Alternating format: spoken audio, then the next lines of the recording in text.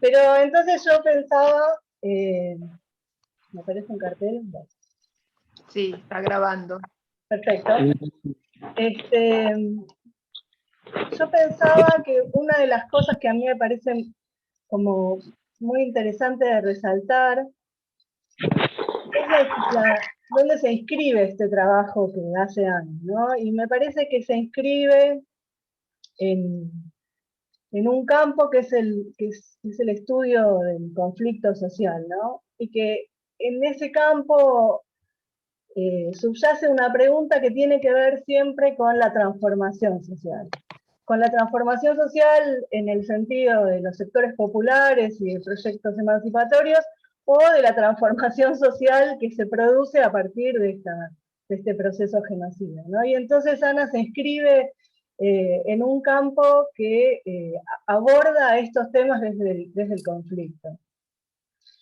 Y entonces, lo primero que es interesante es que va a abordar el proceso represivo, la violencia, pero la va a abordar desde otra pregunta que es esta, que es la de la transformación social, que es qué produce ese proceso represivo, cómo transforma, y entonces eso le da ya un carácter como muy particular a todo el trabajo de Ana. Este campo abordó este tema y abordó este periodo histórico, sobre todo en los 80s y en los 90s, donde la pregunta principal en relación a la transformación estaba puesta en por qué había sido derrocado, por qué había fracasado, por qué había sido derrotado el movimiento popular en el intento de la transformación social, cómo había sido posible ese proceso represivo, cómo había sido posible ese proceso de aniquilamiento, después de un proceso de alza de la lucha popular, ¿no? Y entonces la pregunta en aquel momento giraba en torno a esto. Y a medida que fueron pasando los años, muchos investigadores de ese campo se fueron dedicando a otros periodos históricos, ¿no?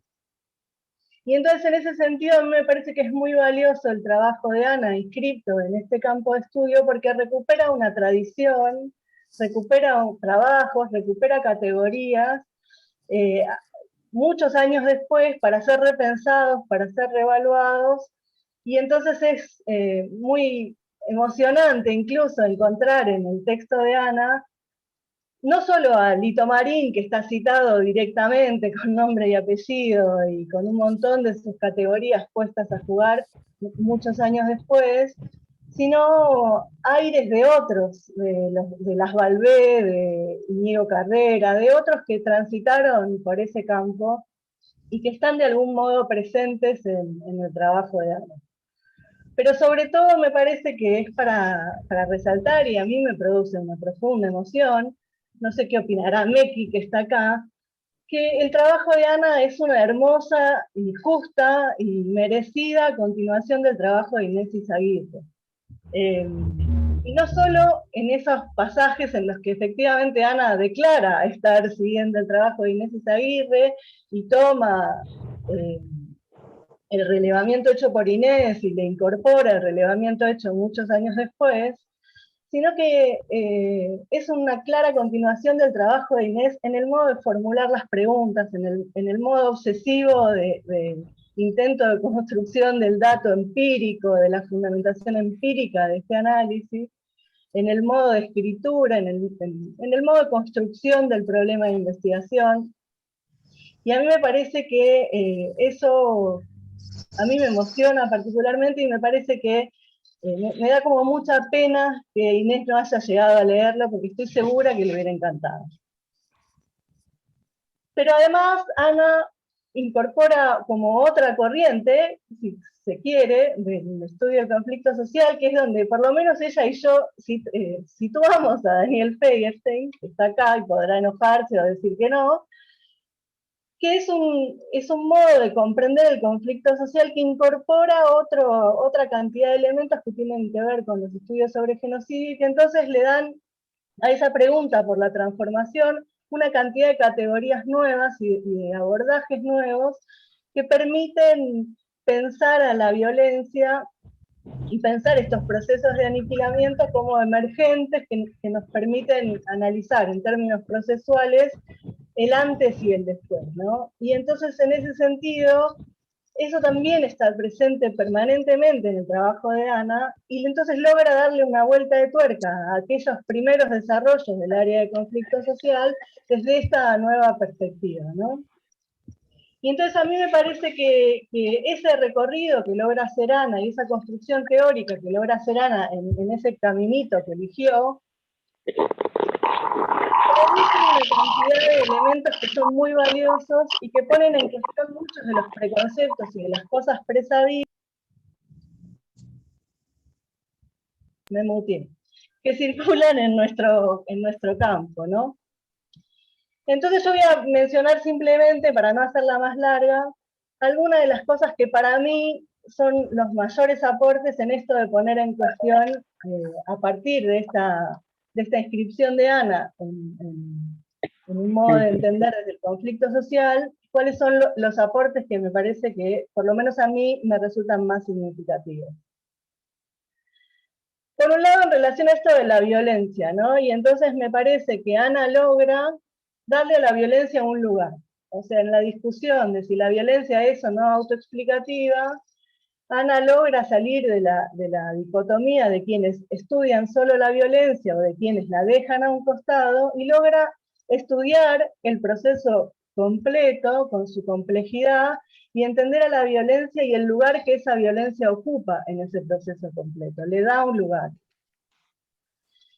La mira como emergente, la mira como indicador, pero le da un lugar dentro de ese análisis. Y a mí me parece que eso es un elemento muy interesante a tener en cuenta y que vale la pena remarcar. Y por otro lado, también pensando en ese sentido, logra salir de la dicotomía democracia-dictadura, que es una dicotomía explicativa que circula mucho a la hora de pensar estos procesos represivos.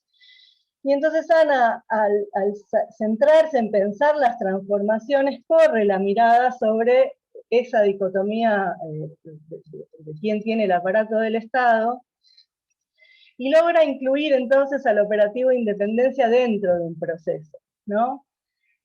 El operativo de independencia suele ser un hecho o un proceso, según como lo veamos, muy incómodo para este campo, de esta dicotomía, porque se produce en democracia. Y entonces nunca se sabe bien dónde corno ponerlo, ¿no? Y entonces se lo pone como antesala, como laboratorio, como ensayo, como algo que sucede a espaldas del Estado, como algo que sucede por un sector de los que estaban en el Estado, por lo que se venía preparando para lo que vendría después. Porque esa dicotomía democracia y dictadura no permite entenderlo en términos de continuidad de proceso. Y entonces Ana, al pararse desde la transformación social, logra incorporar al operativo de independencia en su justo lugar, con sus particularidades, con las continuidades que vendrán después y como el inicio del proceso genocida de un modo cómodo, no de un modo incómodo ni forzado. Y entonces a partir de eso logra identificar, y en esto yo creo que también se parece a su director, nuestro director, que es que logra, a partir de distintos elementos que están en la realidad y que podemos ver todos, sin embargo tienen esa capacidad maravillosa de poder ordenarlos, de poder darles un sentido. Y entonces esto que repetimos muchas veces, que es que el campo de concentración es el dispositivo principal del proceso genocida en Argentina, Ana logra profundizarlo y encontrarle un sentido a partir de esto de la transformación social. Y entonces lo que va a encontrar Ana es que efectivamente el cambio se produce en el operativo de independencia, porque lo que pasa en el operativo de independencia es que aparece el campo de concentración como dispositivo principal.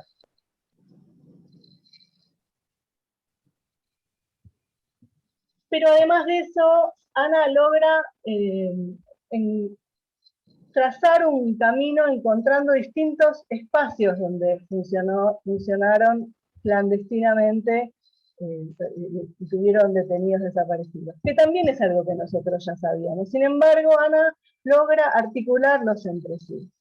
Salimos de lo preconcebido o lo imaginado en relación al campo de concentración que siempre nos lleva a la ESMA, a la Perla o incluso a la escuelita de Famaillá, Y aparecen todo otro montón de lugares que funcionaron también dentro del sistema de campos de concentración, que entonces ya en el trabajo de Ana es un sistema de campos de concentración, que tienen distintas funcionalidades, pero que además se encuentran profundamente integrados entre sí.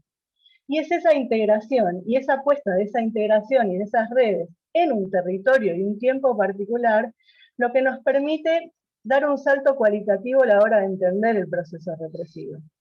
Ana logra ubicar geográficamente y le da un lugar central al territorio a la hora de hacer su análisis, y entonces vemos cómo se despliegan esta cantidad de centros clandestinos, de campos de concentración, en distintos lugares del territorio.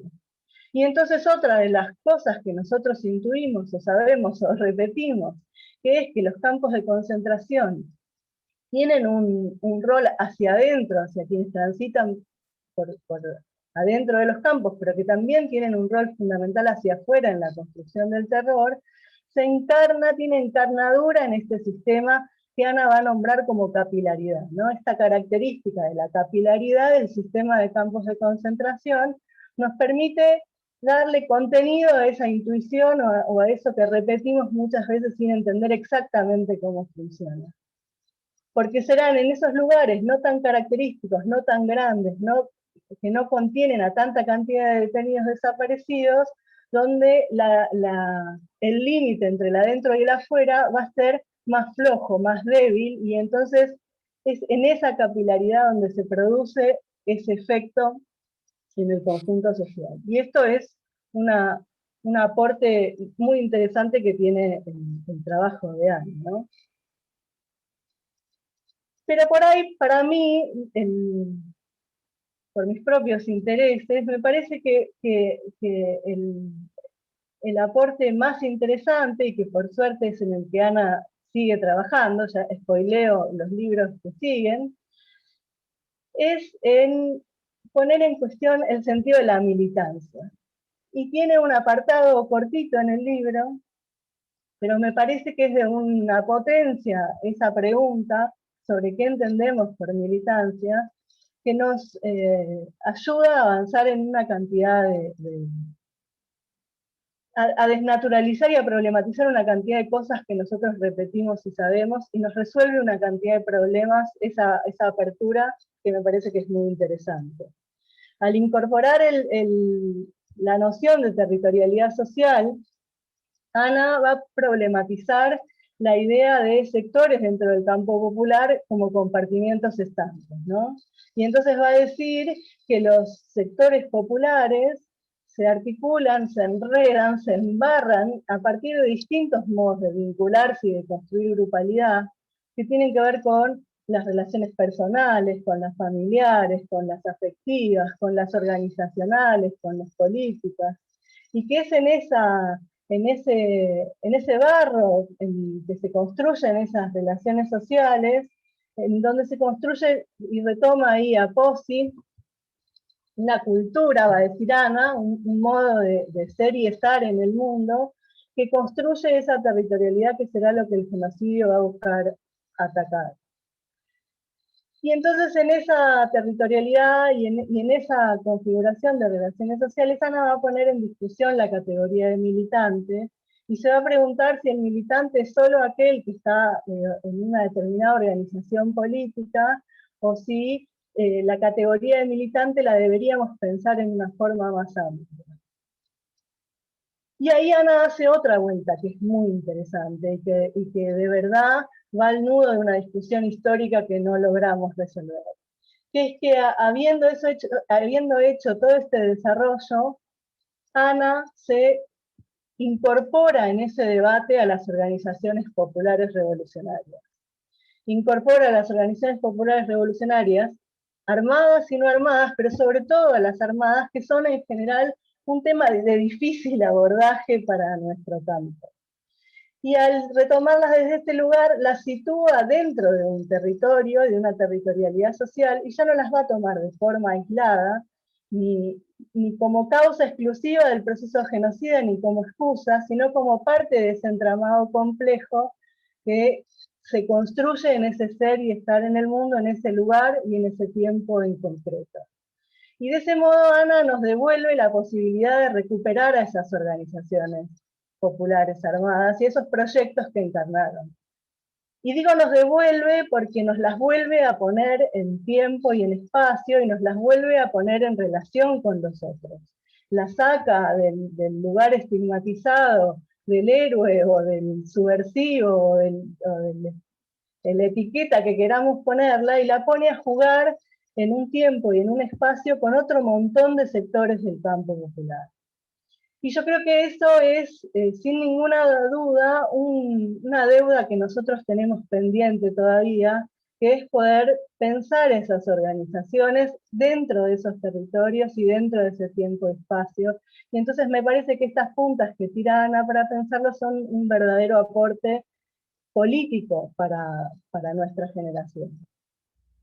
Así que voy a cortar acá, se me ocurren un montón de otras cosas, pero voy a cortar acá para darle paso al resto de mis compañeros. Dani.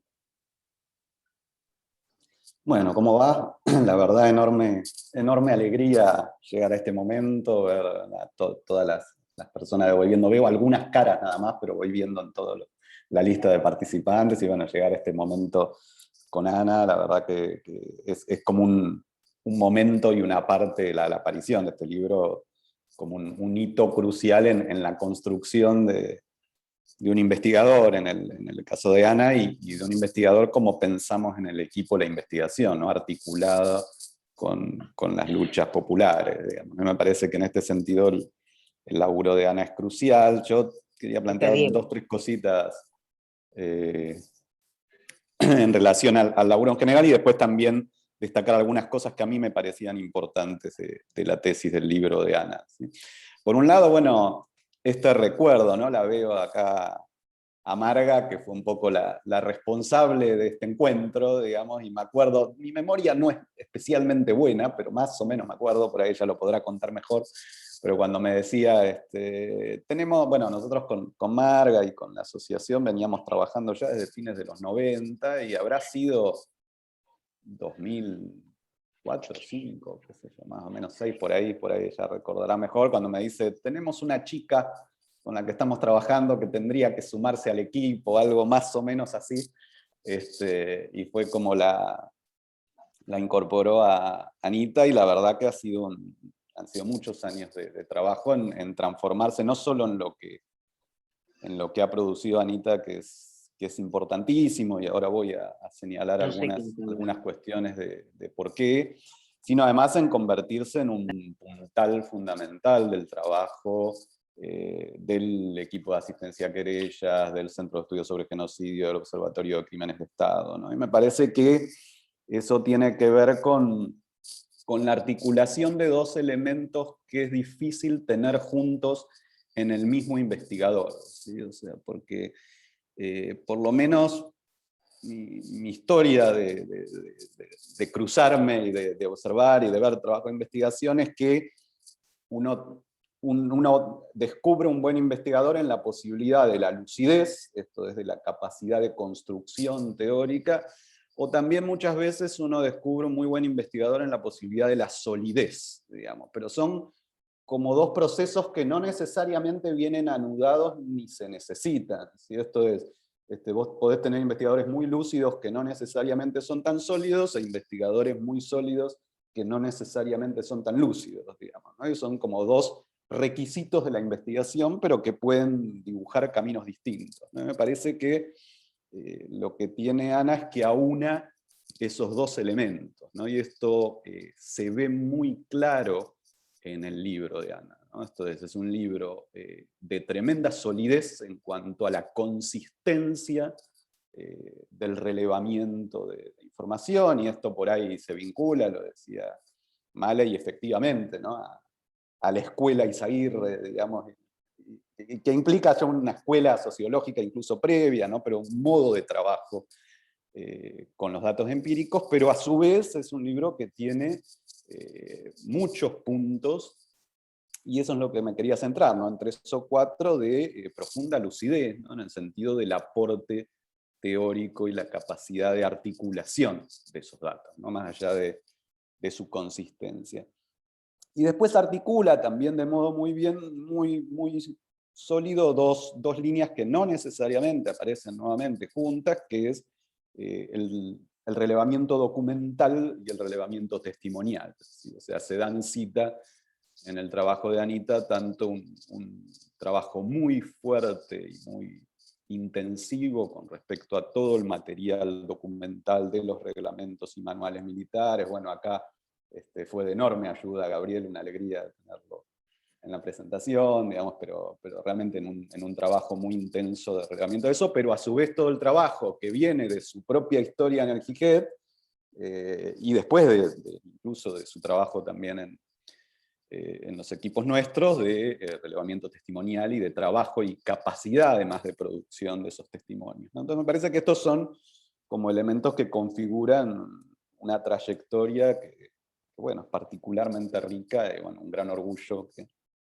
haber sido parte en todo ese proceso digamos, de formación, ¿sí? Después lo que quería era destacar algunos temas que a mí me parecen fundamentales del libro en esta cuestión de los aportes más conceptuales que la propia Ana vuelca al debate, ¿no? Por un lado, bueno, el nudo central, pero no me voy a detener tanto en eso porque creo que es lo más claro, lo que más conocen y posiblemente se refieran a eso. Un poco lo desarrollaba Male y quizás Mario o Marga, pero tiene que ver con la elección del operativo Independencia, la idea de una fase inicial de un proceso genocida, de las cuestiones que eso dispara en relación a la periodización, en relación a la conceptualización. Pero quería destacar otras tres cuestiones, que sería como el capítulo 6, el capítulo 7, y después lo que implica la articulación de los capítulos 10 y 11, ¿no? El capítulo 6 en relación a lo que va a llamar el escalonamiento territorial, pero donde el eje está puesto en pensar las formas en que se articula el dispositivo concentracionario como herramienta fundamental, podríamos decir como el dispositivo paradigmático de una práctica social genocida, porque el genocidio reorganizador se caracteriza por justamente la utilización de este dispositivo concentracionario, y el capítulo 6 lo que va a hacer es centrarle a esta afirmación de la existencia del dispositivo concentracionario, pero para pensar, por un lado, cómo se escalona territorialmente, cómo se articula en distintos momentos y cómo se transforma a lo largo del tiempo. Porque me parece que esto tiene un nivel de riqueza que no existía previamente. Bueno, que lo hemos charlado, que lo hemos trabajado, hay trabajos clásicos sobre el dispositivo concentracionario, quizás uno de los que más nos gusta, con Anita, es el de Wolfgang Sofsky. Pero esos trabajos lo que hacen es pensar en una línea, podríamos llamar, más sincrónica de análisis del dispositivo concentracionario. Entonces, ¿cuál es la lógica de funcionamiento del dispositivo concentracionario?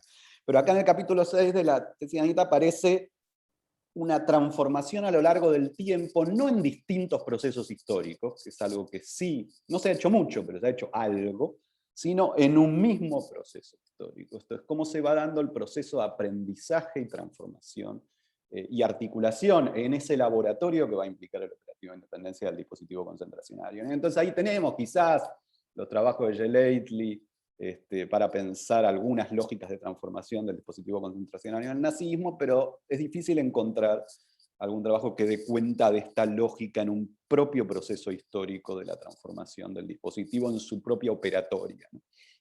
El segundo punto que quería destacar tiene que ver con el capítulo 7, y es algo que vienen avanzando mucho tanto Anita como Malena, y que creo que tiene mucho más para producir todavía, pero que es el salto que han dado en relación al uso de la noción de territorialidad social, ¿sí? O sea, esa noción en verdad es una noción de Izaguirre o de Marín, para pensar quiénes los usan, que en realidad toman cuestiones que uno puede llegar a encontrar incluso en Gramsci, pero el tipo de análisis que se propone de cómo pensar esa territorialidad social, y justamente esto que mencionaba Malena, de cómo eso incide en la construcción de la noción del militante, me parece que es fundamental como proceso de desfetichización, podríamos pensar, de lo político. ¿Sí? Creo que muchos hemos caído presas de esos procesos de fetichización que piensan lo político finalmente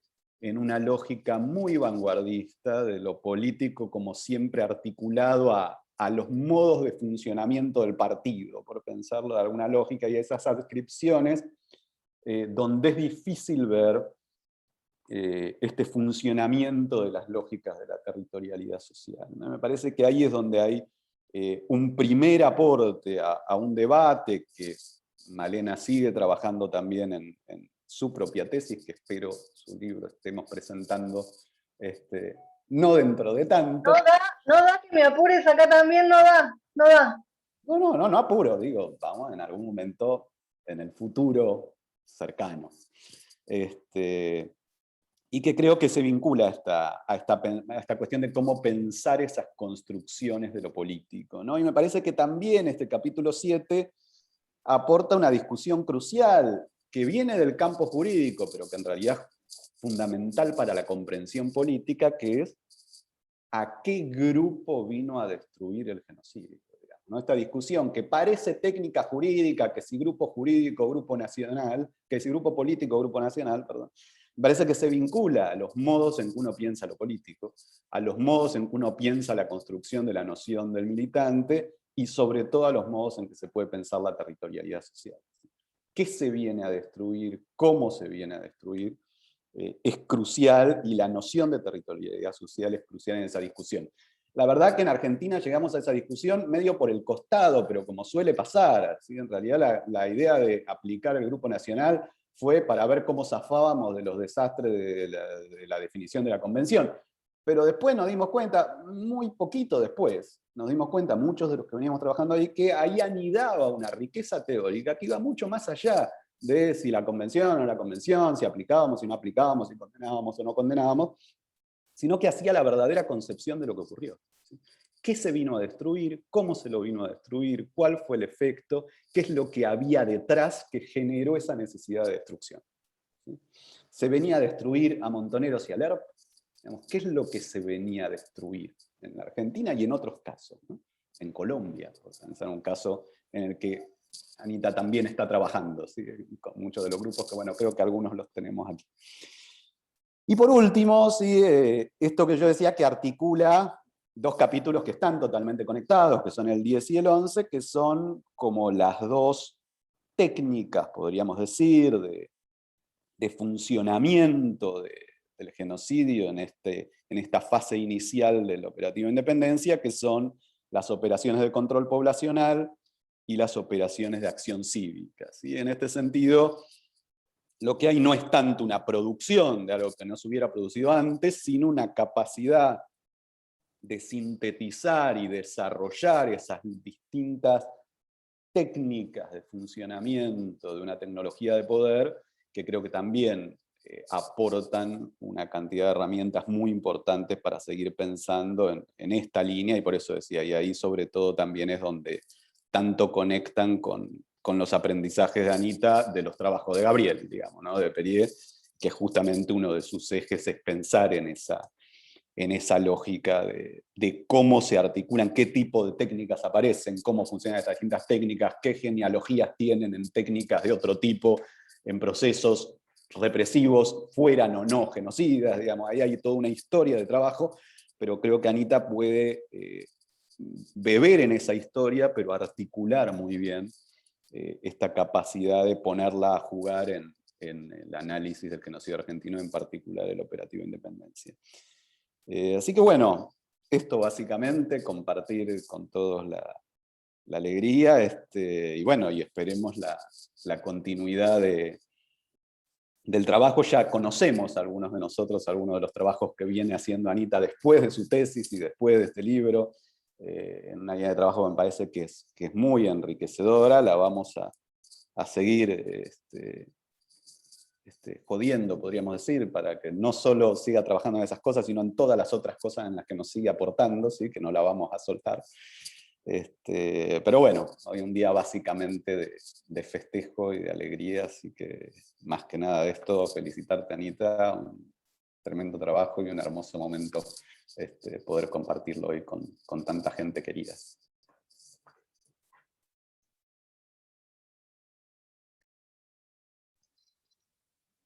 Mario te Ah, toca. bueno, sí, estaba esperando a ver si me dan paso. Bueno, buenas noches, un gustazo enorme, la verdad. Eh, la invitación, les agradezco un montón, Anita, por haberme invitado.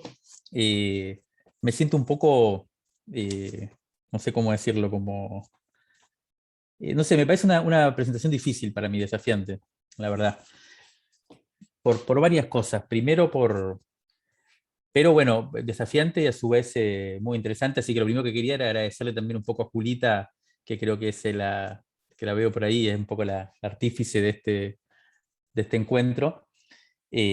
También veo a Luisín Garay por ahí, que te mando un gran abrazo, y a Miki, bueno, gente conocida, pero la mayoría no, o sea, que sí los conozco, digamos, de saber de ellos y eso, pero no de habernos cruzado quizás en experiencias y en elaboraciones conjuntas.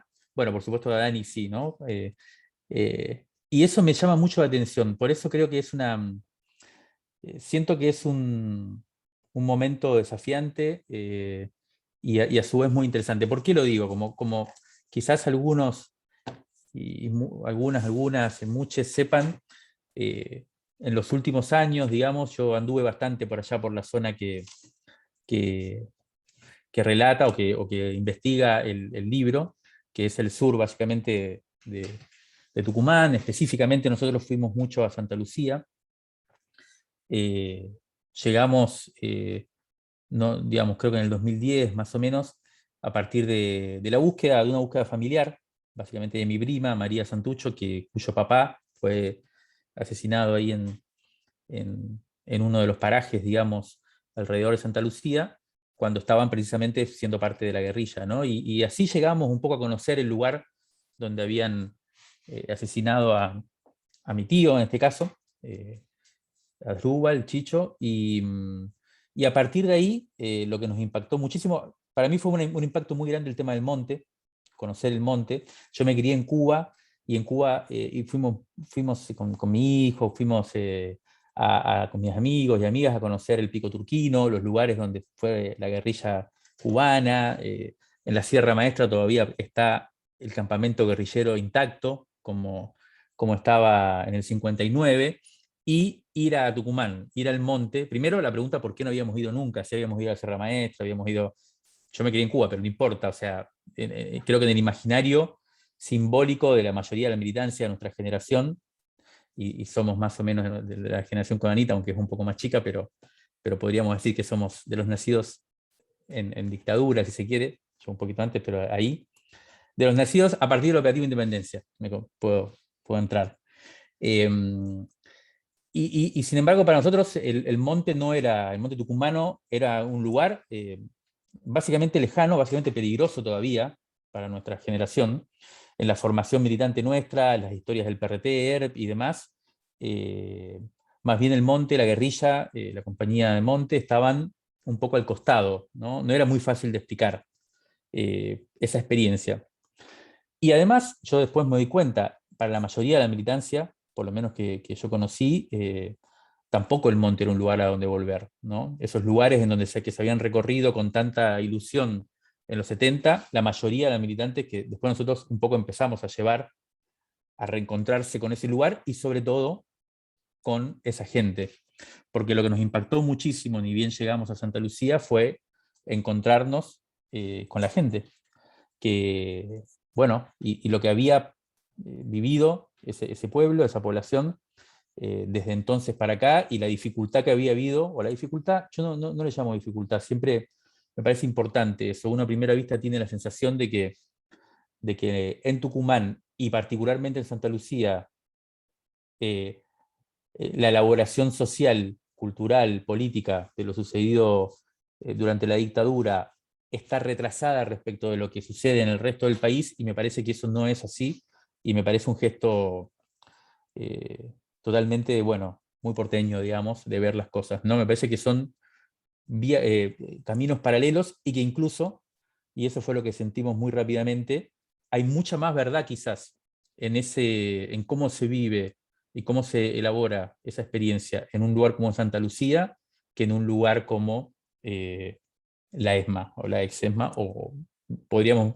mencionar muchos símbolos de los derechos humanos, que en realidad me parece que, bueno, que hay mucho más desafío, que hay mucha más verdad, o sea, histórica, ¿no? Hay como mucha más historicidad en esos lugares, precisamente por lo que nos significan a nosotros, ¿no? Y a nosotras como todo aquello que no está elaborado, que no está claro, que no hay, bueno, y me parece que,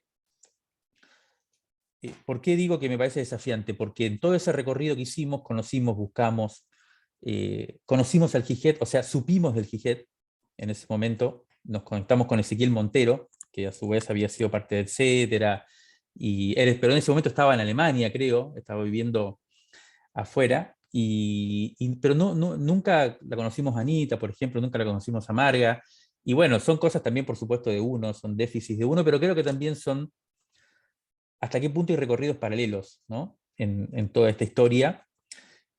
Y esos recorridos paralelos están hechos de estilos, si se quiere, y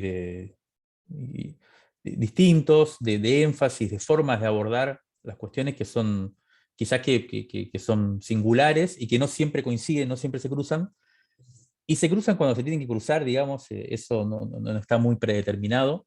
Creo que es interesante que eso aparezca. Y yo lo que quiero decir es bueno, que este libro para mí es muy potente, ¿no? Muy interesante, y que me hubiera gustado muchísimo haberlo leído en ese momento, o haber conocido este pensamiento, este tipo de investigación en ese momento, porque me parece que tienen bueno, una potencia en muchos sentidos, ¿no? Rescato lo que decía Daniel antes bueno, de una mezcla rara o rara en el sentido de poco común, entre imaginación teórica, por un lado, o sea, en el sentido de producción de nociones potentes, sutiles, complejas y filosas también, y bueno, todo un acervo documental y toda una obsesión que se nota en la cuestión de las cifras, que son cifras de muertos además, como también se ironiza en el libro.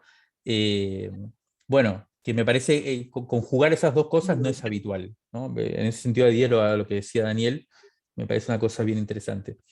Yo, por qué quiero contar esto? Porque, bueno, yo vengo de una experiencia distinta, que en cierto modo también sale de la Facultad de Ciencias Sociales de la UBA, de donde surge quizás la fuente teórica y la forma de investigación de Ana, digamos, que se nota que influyó mucho, de Lito Marín, bueno, de Inés Izaguirre, gente muy valiosa, con la cual, digamos, de alguna manera nos encontramos en los pasillos y también polemizábamos teórica y políticamente en los pasillos, y eso me parece que es interesante decirlo. Yo vengo quizás de una experiencia, un recorrido más, ¿cómo se puede decir? Más, que en cierto momento se desesperó con la academia, y que quizás nos fuimos de la academia en un momento, quizás no del todo sensatamente. Hay veces que me he arrepentido de esa fuga, pero bueno, como digo, son los caminos que uno va construyendo y también producen otras cosas, ¿no? Y producen otras cuestiones. Y leía que llevó 15 años Ana a hacer el libro, y me parece que nunca lo hubiera podido hacer, que dedicar 15 años a un libro. Pero todo eso se nota en el libro, ¿no? Que tiene una riqueza enorme, y que, bueno, nada, me gustaba decir esto, cómo yo escribí un libro, que es una novelita, digamos, al lado de esto, pero que me parece que también eso, como que son caminos paralelos, que me parece muy interesante, hasta qué punto están movidos bueno, por búsquedas, y esa composición me parece que tiene mucha fuerza. Yo realmente lo disfruté mucho el libro, me desafió, y a su vez también me es difícil del todo tratar de dar algún parecer más o menos articulado, ¿no? Porque me pasó también que iba leyendo y iba encontrando como cuestiones para agregar, para cuestionar, y después el libro mismo iba desplegando como... Está muy bien hecho, la verdad. En ese sentido quiero felicitar a la autora y recomendar ampliamente. Yo diría dos cuestiones. Me anoté como para decir dos cuestiones, hay muchísimas cosas para decir, pero son cosas que de hecho ya han mencionado tanto Malena como Daniel. pero quisiera enfatizarlas porque evidentemente si las vamos mencionando todas, quiere decir que son un poco los núcleos del libro, ¿no? Por un lado, la profundidad con que, y la precisión con la que se describe las formas de la violencia estatal, ¿no? Que es, por supuesto, el eje del libro, pero en un sentido preciso. A mí me impresionó mucho cómo en esa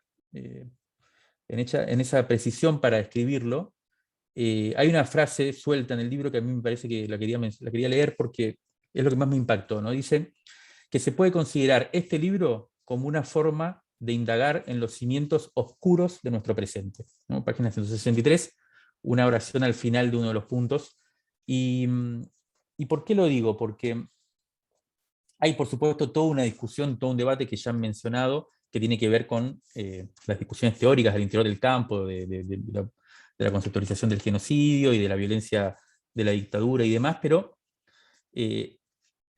diría como para desdoblarlo en tres ejes principales que me parece que describen muy bien esta forma de la violencia de Estado que quería mostrar muy bien Ana, ¿no? Uno, por un lado, la idea del desdoblamiento de las estructuras represivas y del paralelismo de las jerarquías represivas, ¿no? De las jerarquías militares. O sea, por un lado, desdoblamiento de las estructuras represivas y paralelismo de las jerarquías.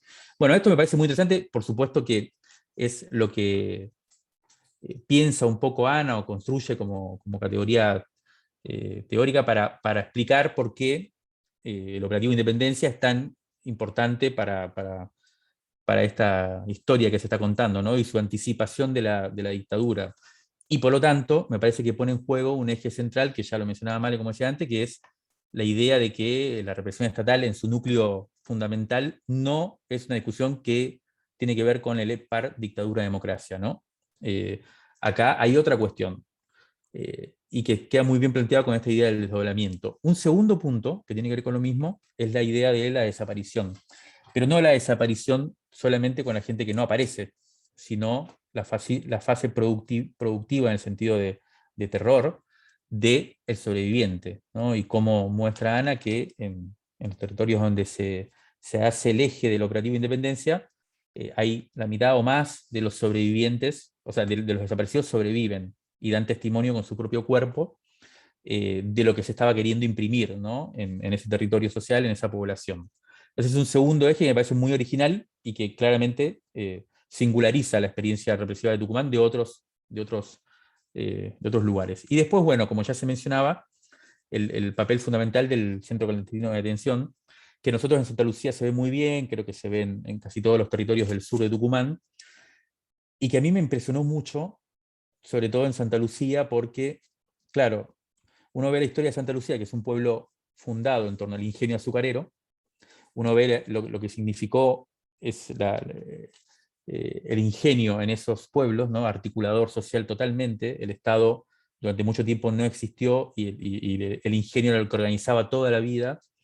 Durante el peronismo después siguió siendo así, aunque por supuesto que aparecieron un montón de otras dimensiones estatales y demás, y Santa Lucía es uno de los pueblos que en el 66, en realidad en el 68 creo que cierra, en el 66 cierra la mayoría, menos el de Santa Lucía y alguno más, que permanece un año más, entre otras cosas por el dueño, que bueno, es toda una historia en sí misma, pero y es en el mismo ingenio donde se instala el centro clandestino, ¿no? Entonces, esa imagen del centro clandestino como reorganizador, que es lo que me parece que quiere mostrar muy bien Ana, de la comunidad, del pueblo, me parece como muy, muy impactante, ¿no? Hasta qué punto lo que se buscaba era precisamente reorganizar esa territorialidad social.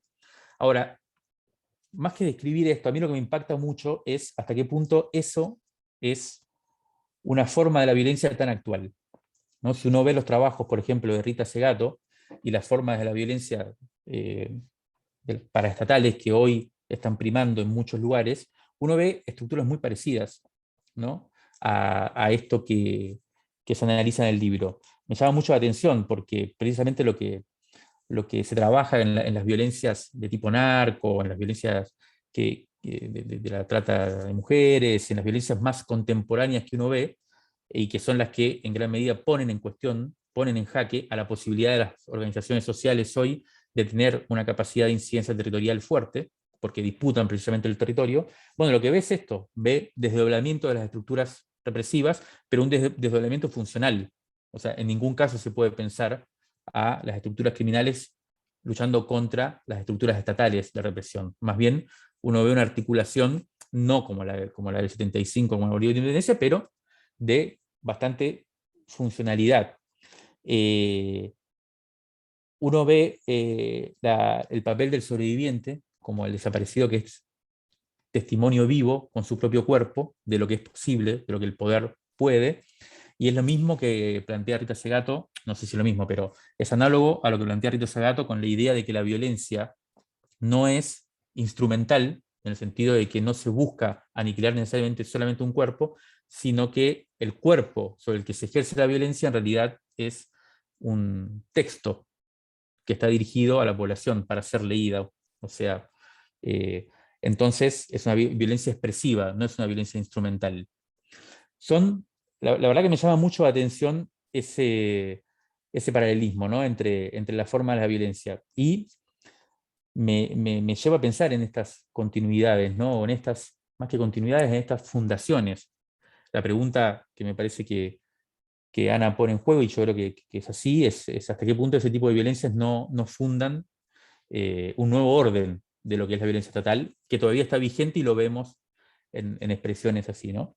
Y bueno, y pasando al segundo punto, para no hacerla tan larga, porque eso me estoy extendiendo mucho, el otro punto que me parece muy interesante es el de, que ya se mencionó también, que es hasta qué punto, y por lo tanto estas formas de violencia, yo diría que no son instrumentales, sino que tienen una función mucho más productiva en el sentido político y de reorganización social, no tienen como objetivo fundamental, aunque sí lo tienen entre otros, a la militancia revolucionaria, a la militancia armada.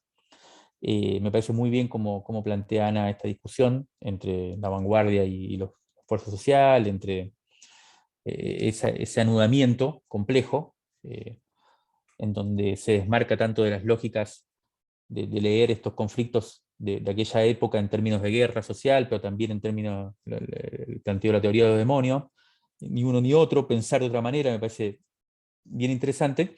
Y bueno, esta idea de que no se trata de aniquilar a la militancia socialmente, sino en todo caso es aniquilar una fuerza social, y por detrás de eso incluso a una territorialidad social que es más que la fuerza social, ¿no? Fuerza social es, dentro de todo, la acumulación de fuerza de los sectores populares, en organizaciones, sindicatos, demás.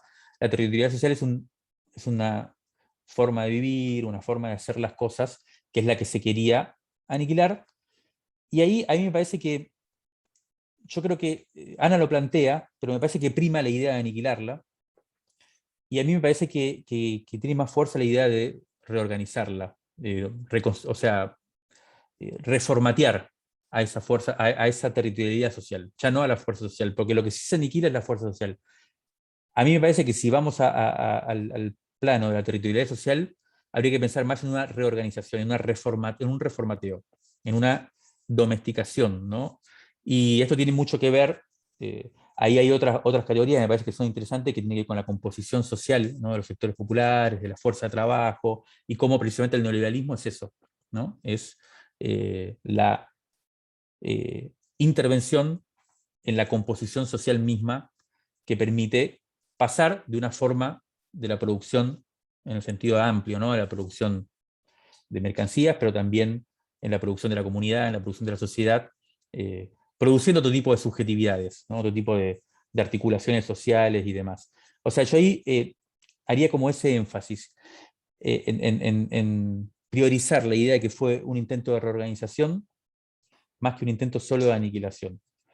Y hay un punto ahí clave que tiene que ver con esto que vengo diciendo, que es la idea que plantea Ana, no lo había pensado así, creo que tiene mucha actualidad, que tiene que ver con técnicas de dominación que consisten en producir impotencia, ¿no? Por eso, más que aniquilar, producir impotencia en los sujetos, y construir campos de imposibilidades. Me parece muy buena esta idea para la acción, ¿no? Uno siempre piensa la política como la ampliación del campo de posibilidades, ¿no? Cada vez podemos conquistar más derechos, podemos abrir más territorios de disputa. Bueno, lo que sucedió es que el terrorismo en estos, y eso todavía está tan vigente, eso es lo que más también llama la atención, que es cómo producir la sensación de que no se puede, ¿no? En los sujetos. Bueno, hay yo lo último que quisiera decir, como para introducir algún elemento de polémica, perdónenme si no es muy, muy potente, pero algo hay que decir, porque si no son todos halagos, y entonces ¿para qué leemos, no? Si no tratamos por lo menos de confrontar, de plantear algunos matices, es que a mí todavía me parece que esta idea de como trataba de decir antes, de las fuerzas sociales y de la territorialidad social, que no está mal, ¿no? Pero yo quisiera plantear un matiz que como me suena todavía como una idea muy de magnitud, como si la fuerza social o la territorialidad social fuera una magnitud, fuera una cantidad, ¿no? Y entonces se trata de alterar las relaciones de fuerza para poder implementar, por ejemplo, un modelo. Y yo creo que precisamente en lugares como por ahí conozco, no tanto tampoco, pero a su vez yo tengo una imagen de la política que es un poco así, tengo una imagen de la transformación también que es así, que tiene que ver con una cosa que Ana pone finalmente, yo trataba de decir, bueno, pero finalmente también Ana lo pone, pero lo pone en el epílogo, como si fuera una especie de después, algo que no es orgánico a la investigación misma o al libro, y que tiene que ver con que lo que se busca aniquilar cuando se pone con tanta fuerza en el sur de Tucumán es la idea esta del cambio social, ¿no? de la alternativa al capitalismo, ¿no? Como que eso en definitiva, más que buscar el PRT para los guerrilleros, a la lucha armada, lo que cuando se pone tan en foco eso, y en la historia específica de Tucumán, ¿no?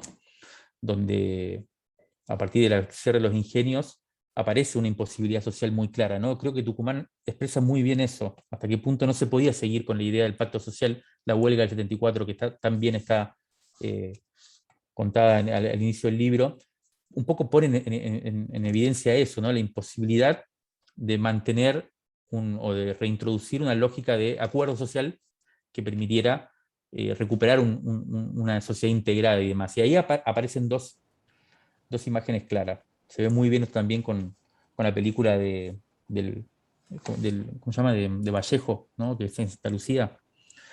Bueno, básicamente la idea sería que lo que aparece con tanta fuerza ahí en Santa Lucía y en el sur de Tucumán es la posibilidad de esta alternativa socialista, si se quiere, anticapitalista, y esto es lo que también, entre otras cosas, se trata de anular, bueno, con el operativo Independencia, hecho no por casualidad, también en un momento democrático, ¿no? Bueno, yo lo dejaría ahí. Trataría de plantear esta idea de como esta virtualidad, esta idea más de la revolución como un acontecimiento, como la posibilidad de la emergencia de algo no contado, de algo nuevo, que no necesariamente tiene que ver con la disputa entre fuerzas sociales, por supuesto que tiene que ver con esto, ¿no? Pero que no es una negociación, digo, sino que es la posibilidad de una ruptura social, sistémica, ¿no? Y que eso es lo que desde ese momento hasta ahora no apareció más, creo yo, como una posibilidad real, efectiva, la idea de una revolución, y que a nuestra generación tanto también nos desafía, en ese sentido nos pone como problema serio. Así que, bueno, yo lo dejaría por acá porque me parece que lo hice re largo, ¿no? Perdón. Buenísimo. Bueno, ahora llega el turno de la Marga. Dale, Marga.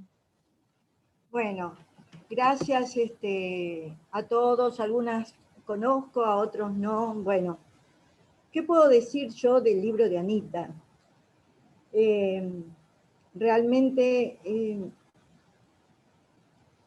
creo esto, lo que decía Mario, que hay cosas que a veces se cruzan en la vida y uno no sabe por qué. Y creo que en ese cruce aparecieron dos identidades, diríamos transgeneracionales. Ambas somos tucumanas. y con historias diferentes, pero bueno, cuando Anita aparece, hace 15 o 17 años atrás, era jovencísima, realmente. Y creo que en Anita se conjugan, tal como lo planteaba Daniel, esa solidez de su persona, de su inteligencia, de su perseverancia, de esa capacidad de sistematizar en forma plena y en forma permanente.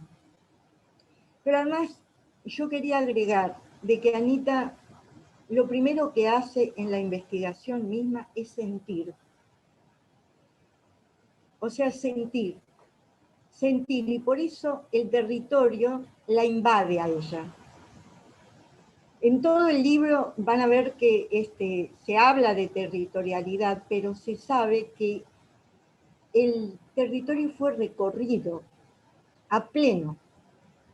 Y ese recorrido no es un recorrido académico, porque en ese momento Anita al momento estaba un poco divorciada con la academia, estaba elaborando otras cosas, pero estaba, como a veces pasa con algunas cuestiones, y había muchísima discusión. Y lo que Ana tiene es abrir los ojos, escuchar, pensar y elaborar. Hay en algunos tramos del libro donde ella habla de la capilaridad, que es un concepto que se lo da al territorio, porque esa capilaridad es una capilaridad de hechos concretos, de sucesos y de protagonistas de esa historia. Lo que Ana desarrolla también en el libro es poder interpretar y no fragmentar esa historia, sino dar esa continuidad histórica que parte desde determinados hechos, y ella no deja para nada ni un elemento descolgado de toda esa historia. Y eso me parece que tiene el libro, en la tesis, que yo la leí, la tesis es mayor aún, pero me parece que el libro va haciendo ese recorrido de esa historia que va a otro pasado, donde encuentra la explicación de por qué sucedió lo que sucedió en el operativo Independencia.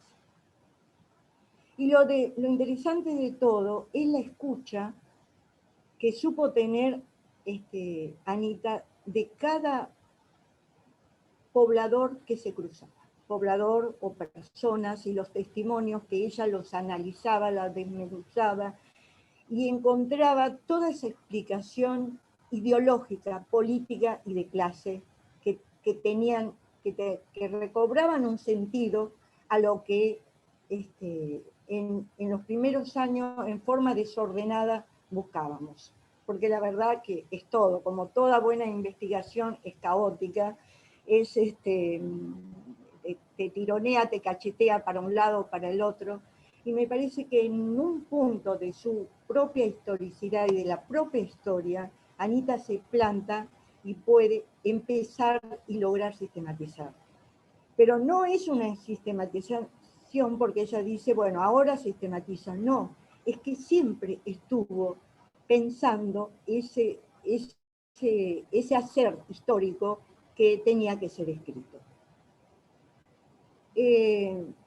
Yo la verdad que por de pronto siento, porque era una gran emoción de saber que la historia no es solamente una historia oral, como contaba Mario, que hay protagonista de la historia, sino el desarrollo de que esa historia, de esa oralidad, se pueda escribir. Y Anita ha logrado hacer eso. Y eso, porque en ese logro hay una satisfacción histórica que tiene que ver con lo que Ana plantea respecto a la resistencia y a lo que los militantes éramos de esa época, cómo éramos y cómo seguimos siendo.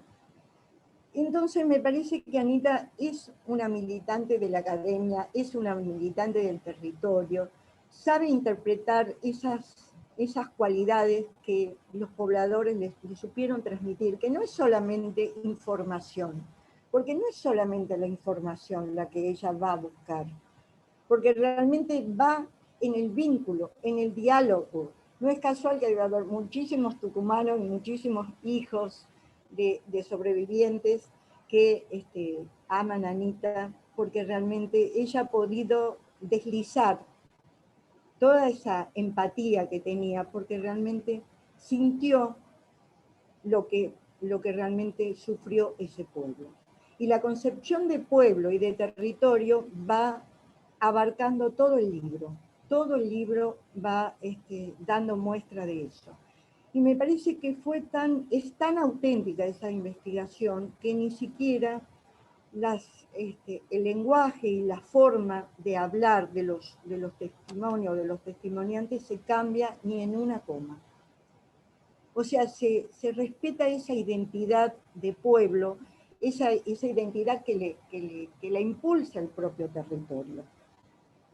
Y después está todo lo que tiene que ver esos datos duros que ella va plasmando, esa investigación finita que hace, que es sistematizada, que es buena, que es rigurosa, que es científica, y que realmente todos abocamos a esos datos.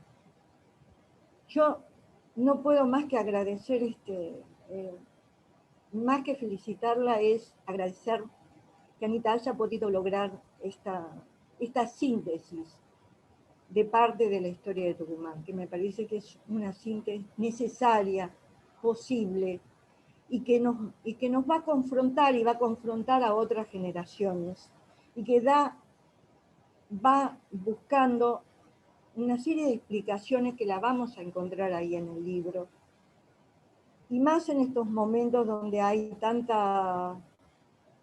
donde se confronta otra vez, siempre aparece la teoría de los dos demonios.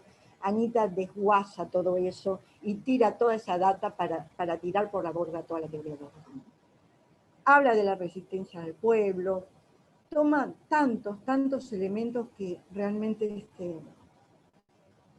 no sé, solamente felicitarte, Anita, por tu nobleza. Más que nada me parece que tiene una nobleza como investigadora, y eso yo lo quiero recalcar.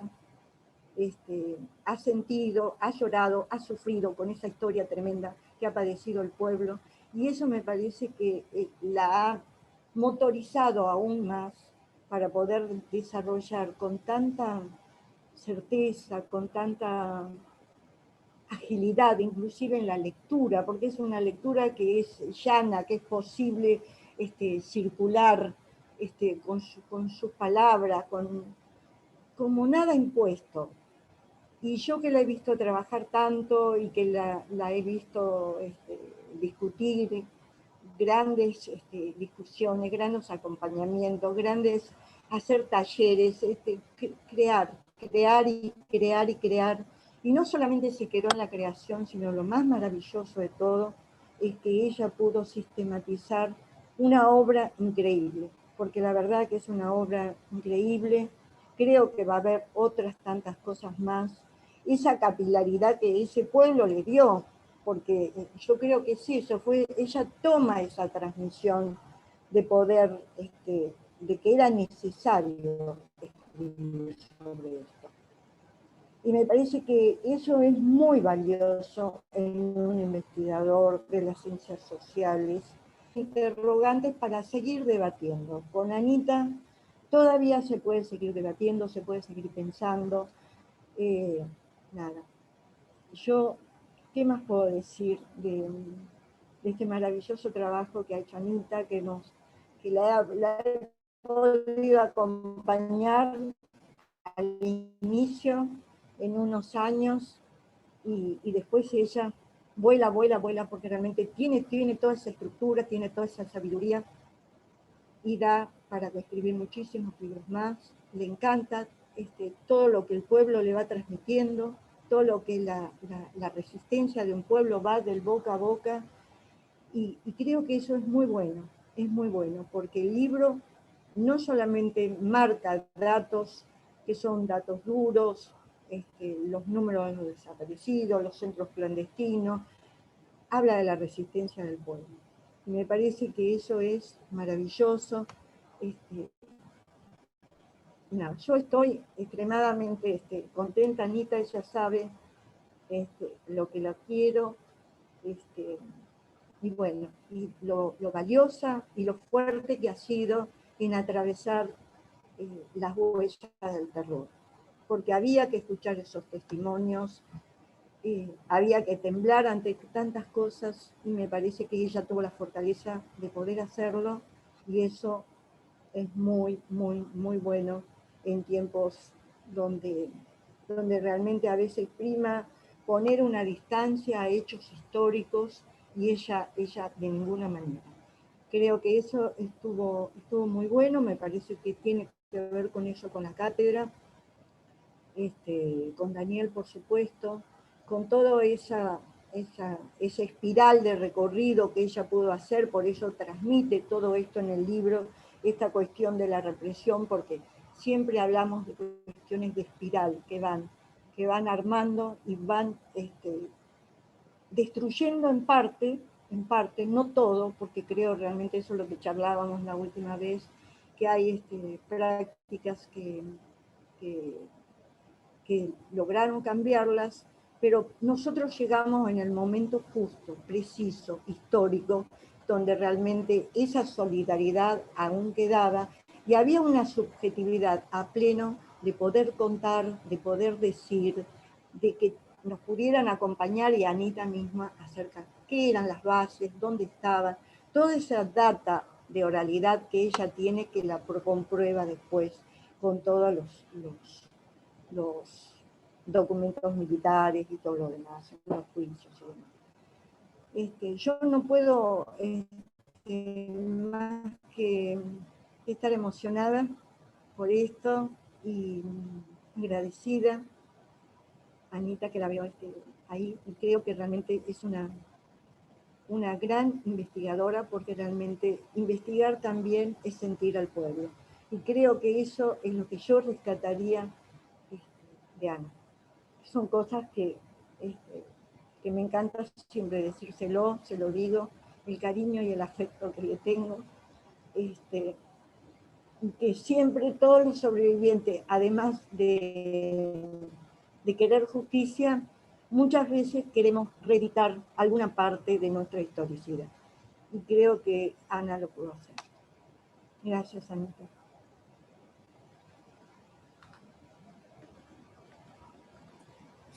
Bueno, muchísimas gracias.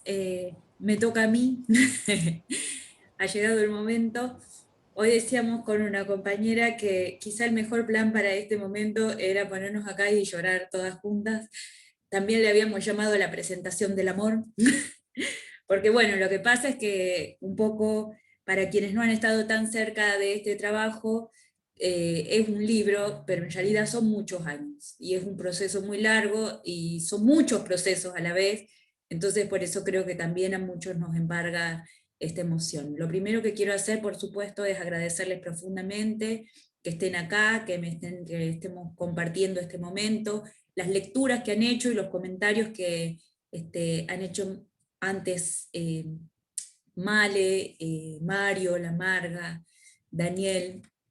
Y bueno, también estoy feliz porque veo en el chat, en la lista, a un montón de personas de distintos momentos de esta larga historia. Mario decía, no sé si hubiera podido escribir un libro de 16 años, yo creo que tampoco, en realidad. La escritura son los últimos 2 o 3, lo que pasa es que, bueno, antes han pasado todas estas otras cosas, y hay gente de todos esos momentos.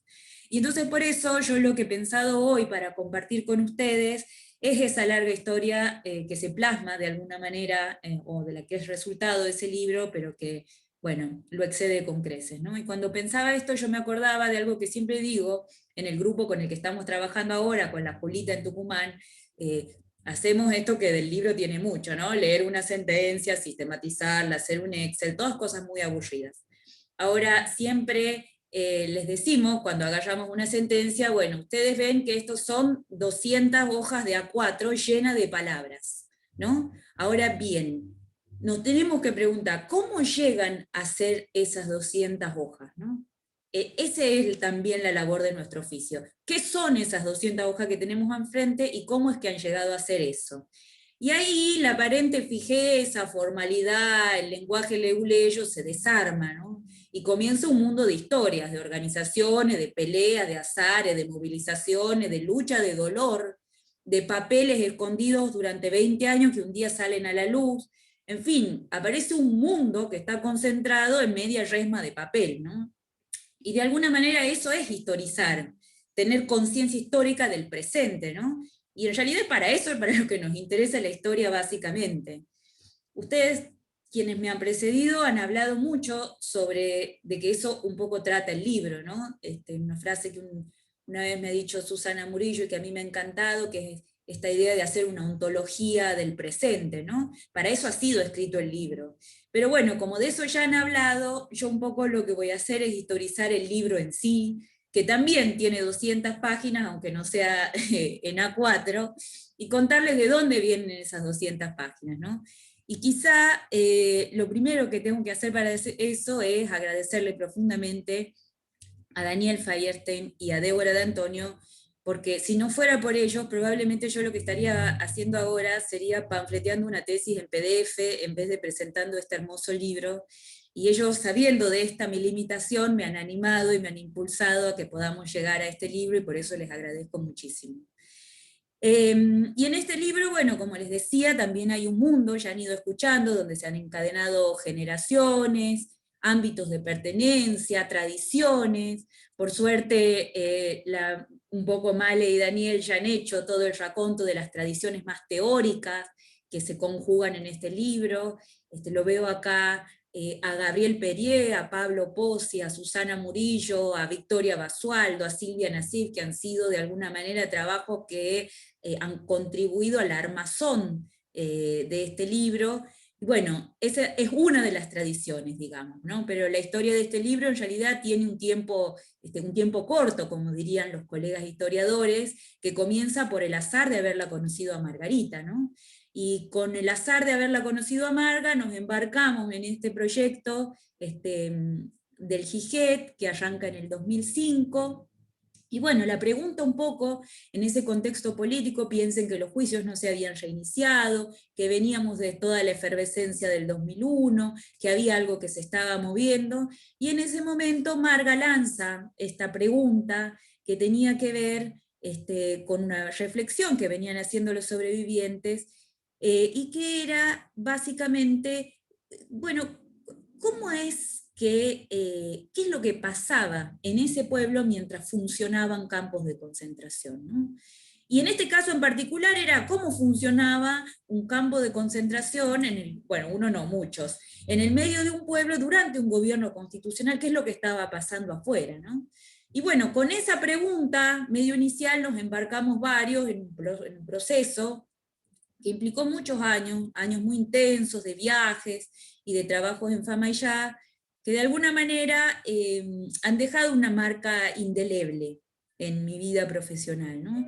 Porque, bueno, han marcado una manera de entender el oficio de investigador, una manera de vincularme con el trabajo, una manera de entender el vínculo entre la producción de conocimiento y la política, y por eso son huellas perdurables, ¿no? Ahora cuando preparaba esto me acordé de un texto hermoso de Atahualpa Yupanqui que se llama El cacique Venancio, y ahí Atahualpa cuenta cómo nace su amor por la guitarra, su vocación por la música, y entonces habla de unos viajes a caballo que hacía con su papá hacia los toldos, cómo comían los tolderíos con la gente de ahí en la provincia de Buenos Aires, y entonces él dice, lo cito, ahora, al evocar aquellos días, comprendo que pasé por los caminos que llevan a la hondura, donde brilla la raíz de la vida como un cuarzo milagrero en la entraña de la tierra.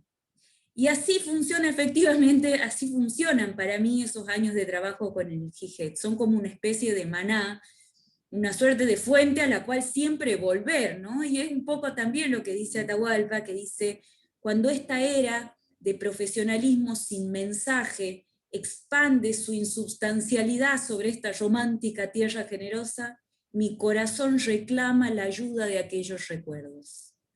Dicho mucho más ordinariamente por mí, cuando la academia me abruma, me aburre y pienso qué sentido tiene hacer 8000 papers y esto no tiene nada de sentido, vuelvo a visitar esos lugares y revivo el sentido de este oficio que tanto me apasiona, ¿no? Y bueno, lo que pasaba en esos viajes, en realidad, y por eso creo que han dejado esa marca indeleble, es que me han abierto un mundo, digamos. De esos momentos iniciales, en realidad, tengo recuerdos como muy difusos. Me acuerdo de un departamento que nos han prestado en el barrio Eva Perón, para que nos instalemos durante un enero tucumano divino de 180 grados durante un mes en Famaillá, y la gente llegaba y llegaba al departamento, venían sobrevivientes que traían otros sobrevivientes, todos nos contaban cosas, nos daban sus testimonios, nosotros nos peleábamos entre nosotros, no sabíamos bien qué hacer con esa marea de horror que estábamos recibiendo, porque además piensen que para ese entonces la gran mayoría de los sobrevivientes del sur tucumano no habían declarado ante ninguna sede estatal. Todo ese proceso ha sido un poco posterior, ¿no? Y un poco lo que pasó es que, esto que dice Marga, ¿no? Esa marea de horror como que se me instala directamente en las tripas, sin pasar por la cabeza, ¿no? Y a veces yo lloraba, y Marga me decía, y le decía a Marga que qué hacíamos, que ellos contaban todo eso y nosotros no podíamos hacer nada, y ella me decía que eso era una desviación pequeño burguesa, que nosotros sí sabíamos lo que queríamos hacer, y entonces bueno, yo me acomodaba después un poco y seguíamos, y era todo medio nebuloso, ¿no? Esa es la verdad, cómo queda instalada ese sentimiento y ese momento. Y yo creo que el libro, de alguna manera, es un intento de exorcizar eso, de buscarle una respuesta a esas preguntas que han quedado instaladas, porque ha sido así tal cual como ha dicho Marga. Ver, escuchar, abrir la oreja y escuchar las preguntas que había ahí, o las cosas que había ahí que uno no le encontraba respuesta, ¿no? Y junto con el horror, lo que aparecía también eran historias llenas de dignidad, de orgullo, de clase, historias que no tenían que ver con lo que yo sabía y había vivido en la sociedad tucumana. Porque bueno, ustedes ya se habrán dado cuenta que yo soy tucumana. Y cuando digo, bueno, por eso le he puesto, ¿no?, tras la huella del terror, cosa que un tucumano no le pronuncie ninguna S, es tras la huella del terror, así todo junto. Y entonces cuando yo les digo que en aquel momento se me abrió un mundo, no era necesariamente porque yo no conocía nada de lo que me estaban contando. Bueno, yo había hecho todo mi secundario durante el bucismo, yo me senté toda la escuela con la Julita, que había nacido en el exilio porque sus papás se habían ido, yo tenía un tío que lo odiaba a Bussi, todos los almuerzos puteaba cuando era gobernador, conocía algo de eso, pero en realidad algo de eso. Mi viaje a Famaillá, o nuestros viajes, lo que me hace es abrir un mundo que yo del todo no conocía, pero sobre todo, yo creo que me abre un mundo en el sentido de que me abre una promesa. Y esa promesa era encontrar una mejor filiación histórica que ser la del pueblo que vota a su verdugo, de ser la de ese pueblo de mierda, donde uno decía, ¿cómo puede ser posible esto?, ¿no? Era la ilusión de que esa sociedad, con todas esas cosas que no nos gustaban, no había sido siempre así, había habido una sociedad mejor y que algo había pasado. Y yo creo que esa promesa, en todo caso lo que esa investigación prometía, era entender cómo habíamos llegado a hacer eso. Y en ese sentido, digamos, se hacía también esa pregunta inicial de Marga, se hacía también una pregunta profundamente personal, ¿no? Y eso me parece que también es interesante en la medida en que es como, esto lo hablábamos hoy con Marga, en ese andar se va armando un marco entre quienes integrábamos el GIGET, entre quienes se iban sumando, entre, bueno, aprovecho para nombrar, creo que debe estar por acá, Rocío, que es la hija de Chochi López, que nos abría su casa, nos recibía, nos contaba sus historias, la Beba Romano, el Negro Romano, contaban unas historias y todas unas cosas donde de repente aparecía ahí una promesa, un algo de lo que uno se quería agarrar, ¿no? Entonces ahí es donde creo que ese espacio colectivo lo que va haciendo es abriendo un lugar para todos nuestros interrogantes que eran distintos, tenían un anclaje personal, pero a la vez se iban haciendo de alguna manera colectiva, y en definitiva lo que hacíamos todos era preguntarnos por nuestra identidad, ¿no? Es la eterna pregunta de quiénes somos y por qué somos así. Y yo creo que ahí en realidad es donde se funda un motor interno de esta investigación que tiene que ver con preguntarme por cómo se transforma una sociedad, ¿no? Y esa es una pregunta que por supuesto no aparece por generación espontánea, ni es que se le ocurre a esta cabecita loca, sino que ahí es donde entronco en una tradición, ¿no? Es una reflexión que venía de los sobrevivientes, que venía de los intercambios que habían tenido también con Daniel Feierstein, de todas las obras de Daniel Feierstein que han sido también un norte en mi formación, y digamos que eso ya sería la historia de tiempo más largo de este libro, ¿no? Porque, bueno, como yo les decía, en definitiva lo que vengo de contarles no es cómo me surge una necesidad individual mágica mía sola, sino cómo me inscribo en una tradición que ya venía pensando eso, ¿no? Y cómo esa inscripción también tiene un deseo y un motor personal que yo creo que la ventaja que tiene es que puede no ser repetición y producir algo nuevo, ¿no? En la medida en que hay un algo interno que impulsa para eso. Y bueno, después de varios años de trabajo con el GIGET, recién es que convierto ese proyecto en un proyecto de doctorado, ¿no? Había que inscribirlo a las lógicas y gramática del mundo académico, con la complejidad, pero ahí tengo la gran dicha de caer en otros equipos, esta vez sí académicos, digamos, inscriptos formalmente en la academia, pero que tenían una afinidad estructural en la forma de pensar la producción de conocimiento con el GIGET y con la experiencia que yo venía trayendo, ¿no? Y esto es una manera de pensarla, una producción de conocimiento que tenga sentido para el mundo concreto, que se haga con otros, y que se nutra y piense que el conocimiento se hace básicamente en la práctica, ¿no? Y bueno, así es que comienzo este camino, un poco como obsesionada por demostrar cómo se había transformado la sociedad tucumana, y bueno, en eso, por supuesto, me doy cuenta rápido que eso no lo iba a poder hacer, porque entre 1975 y el 2010, que yo empezaba esto, habían pasado un montón de cosas. Y entonces, a lo sumo, lo que podía hacer era encontrar algunas huellas, de ahí el nombre del libro, podía leer algunas capas, podía hacer algunas cosas, pero no saber todo, ¿no? Y yo creo que ahí sí lo que aparece es la convicción de que en el operativo Independencia había que buscar un momento fundamental de esa transformación, ¿no? Un momento fundacional, que es un poco la frase que trae Mario, de los cimientos oscuros de ese presente, ¿no? Hay un momento donde se fundan esos cimientos, y creo que el operativo Independencia es muy importante para poder entender eso. Bueno, es un poco la preocupación, digamos, que me vibra adentro, el motor interno, y un horizonte a través del cual transitar toda la investigación, ¿no? Justo hace poco he compartido una charla con José Schulman, y a él le escuché una frase que no sabemos muy bien, hoy hablamos con Male, no sabemos muy bien si es de Marx, de Engels, o dice José que es de él, pero que... No, José dice que es de Marx y de Engels, pero en realidad es de él, bueno, no sabemos. Es de autoría dudosa. Lo concreto es que la frase es hermosa, y dice que lo peor de la derrota es que los pueblos se olvidan por qué lucharon. Y en realidad ahí yo volví a pensar como en todo esto, y me di cuenta que en la investigación esta, y en ese momento, en realidad mi preocupación inicial era explicar que éramos el producto de una derrota. Ni siquiera todavía recordar por qué habíamos luchado, sino percibir que éramos el producto de una derrota. Y esto parece fácil de decir, pero es muy difícil de hacer pasar por el cuerpo y la conciencia. Por eso a veces aparece como tanto esta cuestión en Tucumán, que seguro, Mario, vos habrás escuchado, que la guerrilla es omnipresente en la explicación de lo que ha pasado, pero también es un elemento profundamente funcional a poner esa historia afuera de la identidad de lo que somos, de lo que nos ha pasado, de lo que somos productos nosotros, ¿no? Y bueno, como también siempre le decimos con la Julita a nuestro actual grupo tucumano, siempre hay un momento para el análisis, la filosofía, la teoría y los momentos elevados del espíritu.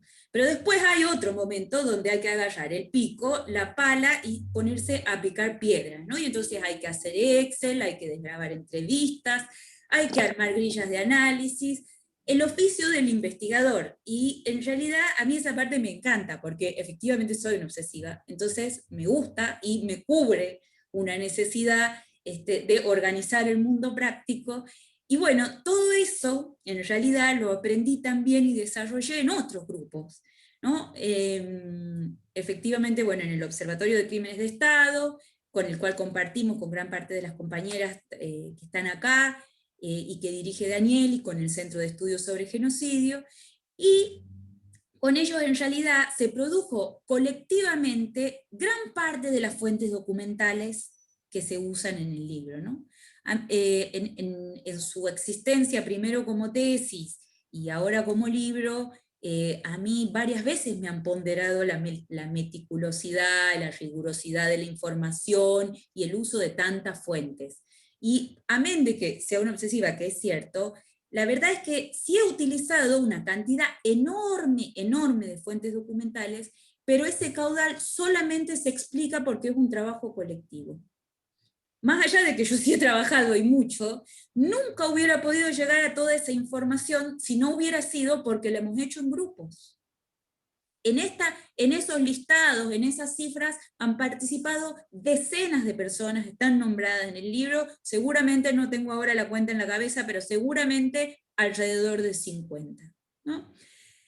Y bueno, existen esas fuentes existen en la medida en que esos datos se han ido produciendo en esos procesos colectivos, ¿no? Y a su vez eso tiene su historia anterior, no voy a ahondar acá porque se me va a hacer muy largo, pero para nombrar nuestro emblema y orgullo tucumano, hay que nombrar mínimamente la Comisión Bicameral Investigadora de los Derechos Humanos de Tucumán, ¿no? Que supimos conseguir. Desde ahí en adelante ha habido mucha producción y entonces nuevas generaciones llegamos a reconocer ese trabajo y aportar otros nuevos, ¿no? Entonces, por supuesto, están las entrevistas que se han usado en esta tesis, en este libro, que son entrevistas construidas en el marco del grupo del GIGET. También está la base de datos que viene, en realidad, primero retoma la base de datos de Inés, que viene construida desde los 90. Después hacemos un convenio con la Fundación Memorias e Identidades del Tucumán, que anda por acá Marta y creo que Raquel también, y junto con mi amiga Julieta Vitar, armamos un grupo de estudiantes tucumanos que se encargaron de sistematizar un montón de testimonios. Ahora hemos armado otro, bueno, y así vamos armando grupos y procesos que son en realidad para aportar a cuestiones concretas, porque aquel primer grupo que hemos armado en el marco también de nuestro equipo y en colaboración con la Fundación era para aportar concretamente a la causa del operativo Independencia, ¿no? Bueno, después, por ejemplo, he usado manuales y reglamentos militares, cuyo acceso en definitiva ha sido también vinculado a la acción en los juicios y a los convenios que hemos hecho con la Fundación Memorias e Identidades, y esos manuales a la vez se han analizado en grupos, colectivamente, en fin. Lo que quiero decir con esto es que hay algo de esa potencia de ese libro que tiene que ver con... bueno, con dos o tres cosas, ¿no? La primera es que colectivamente se piensa mejor. La segunda es que colectivamente se piensa más y mejor, porque yo podría haber estudiado, si lo hubiese hecho solo, hubiera estudiado un casito. Si este libro abarca todo eso, es porque ha sido con muchos otros. Y además, yo creo que colectivamente se genera la convicción de la utilidad del conocimiento, porque probablemente si no fuera por eso habría abandonado la academia hace un montón de cosas, hace un montón de tiempo, porque me aburre soberanamente. Pero además a eso le quiero agregar otra cosa, que está ese hacer, ese construir datos, ese trabajar en equipos con organizaciones para darle un sentido útil a ese conocimiento que producimos. Pero también hay otros ámbitos colectivos y que son los más difíciles de percibir a veces, que es el ámbito colectivo del pensar y del escribir, ¿no? Porque bueno, más allá de todo esto que yo estoy nombrando, en algún momento hay que sentarse y escribir, y eso es una actividad profundamente solitaria, angustiosa, etcétera, etcétera. Y todo eso que uno escribe y produce necesita que alguien se lo lea, que le devuelva las impresiones, que lo ayude a pensar. Y eso también ha sido un aprendizaje muy lindo de ver cómo a nosotros mismos nos colonizan la forma de pensar de los poderosos, ¿no? Porque la lógica de la ciencia y de la técnica en este país es que hay que producir papers, no hay que pasarse mañanas enteras leyendo y editando a las compañeritas. Uno hace eso porque es bueno y altruista. Hasta que un día, en realidad, todas nos damos cuenta que no es que seamos, no somos ni buenas ni altruistas, lo hacemos porque así pensamos. Somos parte todas de una cocina donde se cuecen varios libros, varios artículos, y nos hacemos cargo de eso, y eso yo creo que como a veces lleva un nombre propio de autoría, es lo último, o no sé si lo último, pero es una de las cosas más difíciles de darse cuenta, ¿no? Porque bueno, porque a la vez es verdad que la escritura es un trabajo muy solitario, entonces a veces cuesta entender ese cobijo que hace posible ese momento, ¿no? Bueno, y un poco ya para terminar, así como les he hecho este raconto de la historia de este libro, también quería contarles los horizontes y derroteros futuros, y hoy conversando sobre la presentación de hoy, también yo reflexionaba que hay algo de este libro, en algún sentido, que hoy me resulta quizá un poco ajeno, ajeno en el sentido como que hay algo que ya he logrado sacarme de encima y que descansa ahí, en ese lugar objetivado que ahora da vueltas y puede dar vuelta por otro lado, ¿no? Y entonces que ese sacarme algo y ponerlo ahí habilita un nuevo camino que ya está sucediendo, con los equipos con los que vengo trabajando siempre, con el equipo que estamos armando y trabajando con Julia, y creo que ahí ya aparece una nueva pregunta, ¿no? Que no es distinta a la anterior. Yo creo que con esta frase que les decía de José, ¿no? De lo peor es que no se acuerdan por qué lucharon, bueno, si en el momento anterior la pregunta central era pensar cómo había sido esa derrota y cómo éramos hijos de esa derrota, en este momento sí la pregunta central es pensar, bueno, ¿por qué se había luchado hasta que sobrevino esa derrota, ¿no? Y yo creo que esta nueva etapa condensa en esto que decía Marga, ¿no? De los anillos de la espiral, condensa todos los aprendizajes anteriores, ¿no? Un grupo trabajando, entrevistas, nuevas preguntas, construcción colectiva de datos, en fin, todo un aprendizaje pasado que es puesto a rodar de nuevo en función de este nuevo momento, ¿no? Y bueno, a mí sí me pasa bastante que suelo funcionar con preguntas de cabecera, ¿no? Que un poco repito como mantras, como manera de saber para dónde voy y no perderme, ¿no?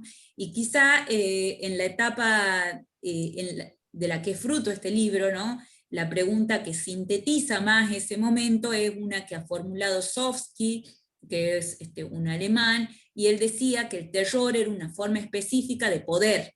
Y entonces él se preguntaba, bueno, ¿con qué prácticas organizadas, en qué estructuras y a través de qué procesos se ejerce ese poder? Y entonces era como ese es mi mantra, ¿no? Práctica, estructura, proceso, práctica, estructura, proceso, forma de ejercicio de poder. Y con eso más o menos iba en todo. Bueno, yo creo que en esta nueva etapa, mi pregunta preferida la ha formulado Pablo Pozzi, que hoy está acá, y dice así: ¿cuándo y por qué se revelan los seres humanos? Una pregunta hermosa, que contiene un mundo.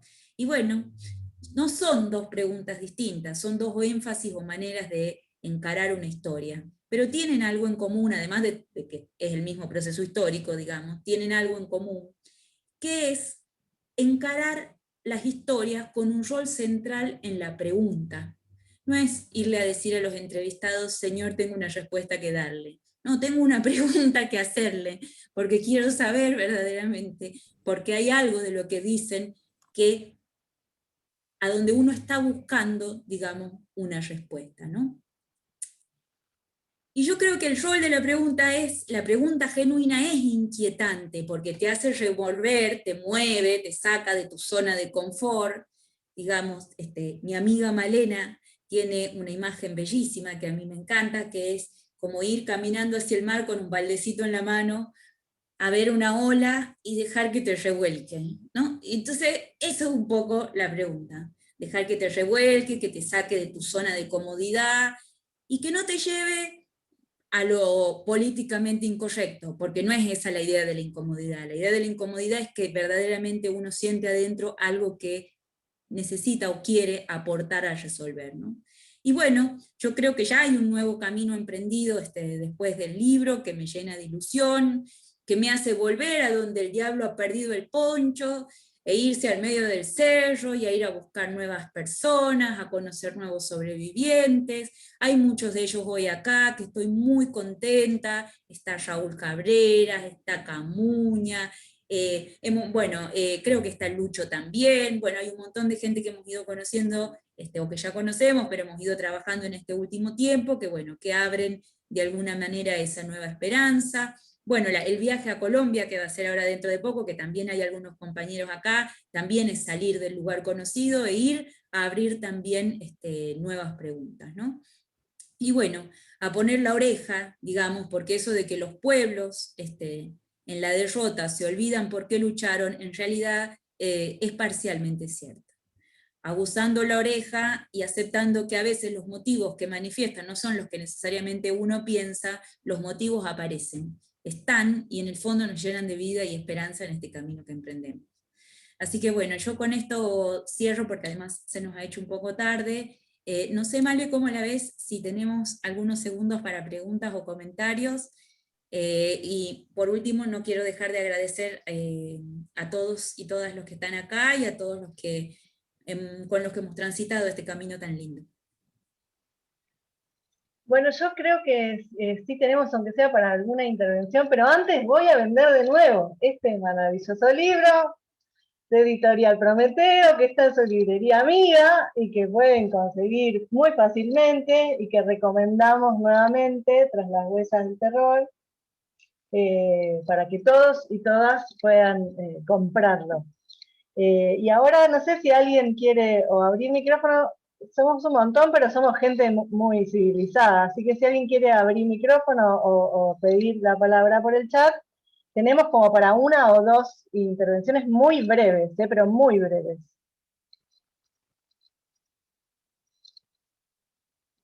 Los inhibí y ahora no habla nadie, es terrible.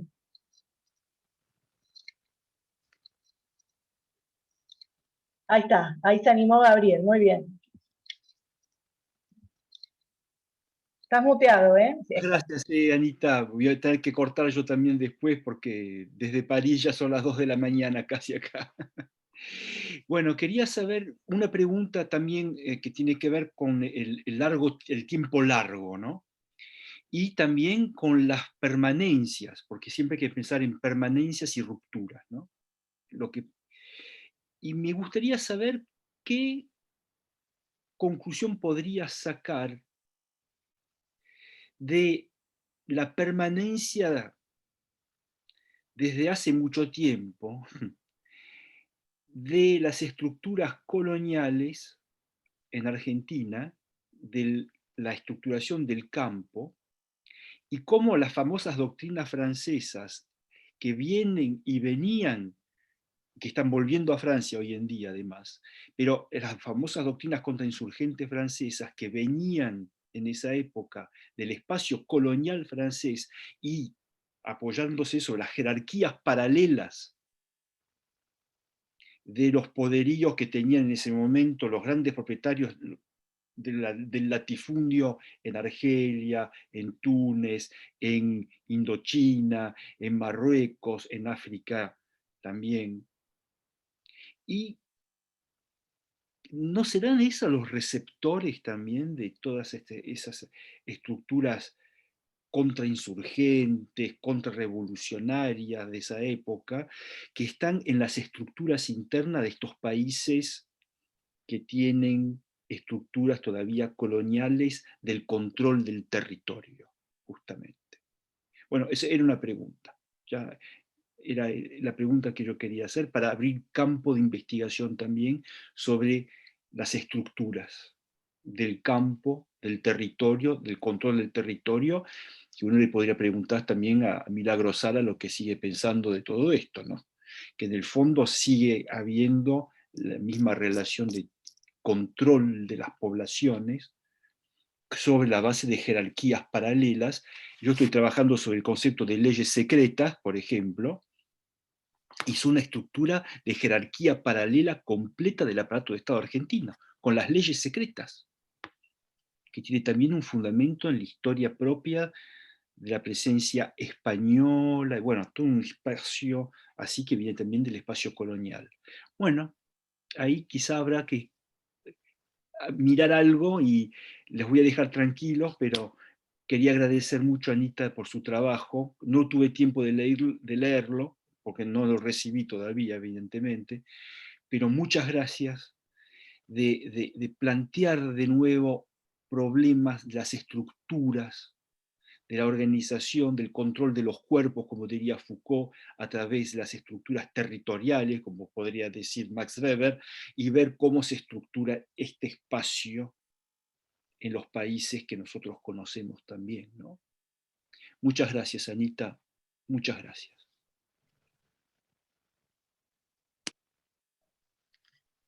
Yo quiero decir algo, no sé si quiere contestar antes la autora. Quizá solo muy breve, porque me parece que Gabriel se tiene que ir porque son las 2 de la mañana. Así que solo muy breve voy a contestar una cosa. Hay todo un debate que es muy interesante sobre qué sería lo colonial en ese contexto. No sé si está ahora o ya se fue la doctora Silvia Nassif, si está por acá, donde también hay toda una discusión acerca de los modos de producción en el mundo azucarero, si eso se articula, digamos, si son formas capitalistas que articulan y subordinan estructuras de dominación más oligárquicas o coloniales, o no, si ya al ser absorbidas por las modalidades capitalistas son formas, bueno, que perviven, en fin, hay toda una discusión que va por ese carril y toda otra discusión donde, bueno, en ese sentido, Gabriel es la eminencia sobre las formas de apropiación y circulación de las formas de las distintas técnicas contrainsurgentes y de formas de ejercicio de la violencia estatal, que es, digamos, a mí me parece que es central la perspectiva del largo plazo, porque si no nos perdemos y no entendemos nada, ¿no? Quizá por el debate en el que está inscrito este libro, tiene su énfasis puesto en la transformación que significa en ese proceso de largo plazo, ¿no? De esa manera, de ninguna manera desconoce ni aspira a desconocer los tiempos largos, sino quizás por el debate que da contra quien debate, bueno, uno pone el énfasis en uno de esos momentos, ¿no? Y aprovecho esto también para decir que creo que anda por acá, que hay un trabajo muy interesante que está en curso, que está haciendo Laura Salas, que son las vinculaciones entre los aprendizajes hechos en Tucumán, en el Operativo Independencia y el Ejército de Guatemala, y los intercambios efectivamente que hubo entre ambos ejércitos para seguir pensando esto de las circulaciones, porque efectivamente la acumulación de conocimiento la sabe hacer mucho mejor la burguesía que nosotros. Eso es un hecho. Ahora sí, Juli. Bueno, no tengo ninguna pregunta para la autora, solamente me parecía que correspondía felicitarla en público frente a todos. Me parece que fueron abundantes y más que justificadas las loas que todos han hecho de el hermoso y gran trabajo que ha hecho Ana, pero me parece que lo más importante para destacar de parte de Anita es su profunda generosidad siempre en toda su producción científica, académica y sobre todo comprometidamente militante, porque desde el momento uno todo lo que ha hecho siempre lo ha puesto al servicio de la causa, digamos, del movimiento y de la lucha por la verdad y la justicia, y creo que eso no es algo que se pueda decir de todes, y que es muy importante, digamos, decirlo en los momentos en los que hay que decirlo, ¿no? Y bueno, si bien, como ya lo dijo un montón de veces, nos conocemos hace muchísimos años, y hemos transitado un largo trayecto juntas, en el momento en que Anita empezó a investigar con el GIGET, estábamos física y geográficamente separadas, y en esos momentos, bueno, yo empecé a militar en hijos, y después fui abogada de los familiares, y pese a que tengo muchísimos años de trabajo en este monotema que nos une, he aprendido un montón, leyendo a Anita, acompañándola y formando parte de todas las instancias a las que generosamente nos ha invitado, y creo que los aportes que ha hecho para el proceso de justicia en Tucumán y puntualmente en relación con el Operativo Independencia son valiosísimos, y bueno, me parece que eso es lo más importante de una producción académica como la de ella, que es que que podamos decir que no es algo que quedó en la biblioteca, sino que es algo que quedó en la historia, ¿no? Así que desde acá, todo mi amor para Anita. Bueno, y siendo las 9 de la noche, ya podemos pasar a las bebidas espirituosas, y los que tengan, y hacemos, bueno, dale, Taboada, anda a buscar. Y hacemos un brindis acá por nuestra Anita, por su trabajo, por este recorrido hermoso de tantos años, y sobre todo por todo lo que se viene y está en gatera, en distintos formatos, por lo que se está empollando por ahí y que saldrá a la luz. La queremos mucho, les agradecemos mucho a todos, a los que fueron parte del panel y a todos los que están hoy acá. Felicidades, Anita. Chichín. Bueno, antes de que termines, Malena, yo quiero decirle algunas cuestiones a Anita que siempre estoy a punto de decir y nunca hay tiempo. Claro. Y uno en ese sentido es respetuosa porque criada en la academia, ¿no? Es resultado un poco de eso. Pero hay cuestiones importantes que Anita debe saber y que creo que es un logro importantísimo, no solamente de su tesis doctoral, sino seguramente de su libro, y que es el hecho de haber logrado una síntesis acabada y profunda de esto que en el mundo de la academia se llama mundo objetivo con el mundo subjetivo. La verdad es que creo que este es un logro maravilloso. Han logrado hacer una producción de conocimiento integral ligada a la experiencia concreta de la vida cotidiana puesta en el mundo del conocimiento. Y eso es imprescindible. Quiero también que sepa que muchos capítulos de su tesis doctoral ya es parte de la bibliografía del seminario que dictó en la UBA. Así que bueno, gracias Anita, felicitaciones, y ojalá que toda esa síntesis que lograste para esto puedas seguirla trabajando en relación a los procesos de militancia, vida cotidiana y pueblo.